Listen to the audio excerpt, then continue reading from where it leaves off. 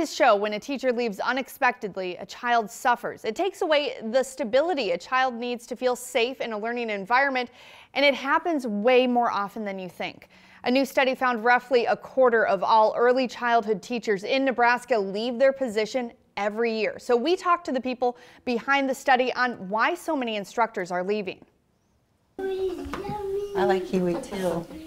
Director of the Child Saving Institute, Mary Finney A. Frank, says not everyone can be an early childhood teacher. Take the one you touch. You need patience. You touch that one, so use that cup. Stamina. Kids have a lot of energy and the teacher's outnumbered, so you have to be able to have that energy sustain all day long. And oftentimes a college degree. When you combine that with a modest salary, it's not easy to find a qualified candidate and keep them on your staff. She actually shared with me, she's like, I love it here. I wish I could stay here. I can't afford to stay here.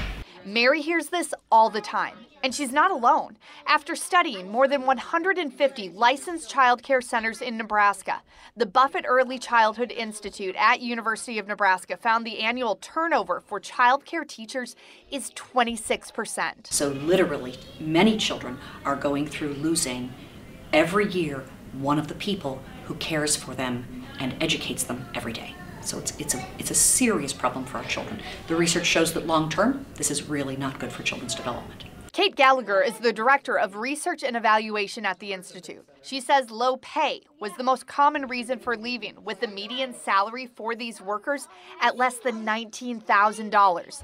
That's just $7,000 more than Nebraska's poverty level for a single person. The next reason, benefits. Most of these teachers don't get them, or they're limited. Which is ironic because they often get ill because they're playing with young children and teaching young children. Gallagher says fixing this problem isn't as simple as having parents pay more, because most parents can't afford to do that. Instead, she says it will likely have to come from public resources. We invest very heavily in other things that we find important, roads, prisons. So we need to find a way to invest more heavily in the tiny children of the parents in Nebraska who are working so hard. It takes a toll, first of all, on the children, because someone they care about is not there.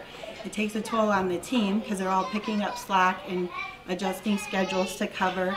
And then I'm trying to get a substitute or support staff to come in temporarily to cover that shift. And until that shift is filled, You need help with yours, ma'am? No.